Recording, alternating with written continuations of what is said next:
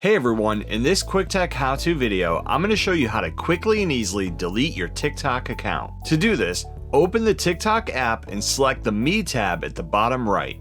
Next, tap the three-dot menu in the upper right hand of your screen. In here, select Manage Account. This page may look a bit different depending on if you're up to date on the TikTok app. You see that I have Delete Account at the bottom of the menu here. You may have the link out of the way at the bottom of the screen though. You may have also skipped the verification on a phone number, so if you're having an issue, you want to do that first. Select Delete Account when you're ready. In here, you'll be given a brief overview of what happens next. You will no longer be able to log into your account info. You will lose access and data associated with your account, and your account will be hidden from the public for 30 days. You have up to those 30 days to reactivate your account. After that, your account will be deleted permanently. Tap Continue when you're ready. You will then be sent a 4-digit code to enter in order to verify that it's actually you that wants to delete your account. Once you enter that, tap Delete Account. And that's how you permanently delete your TikTok account. Thanks for watching. Please like and subscribe and stay tuned for more quick tech how-to videos.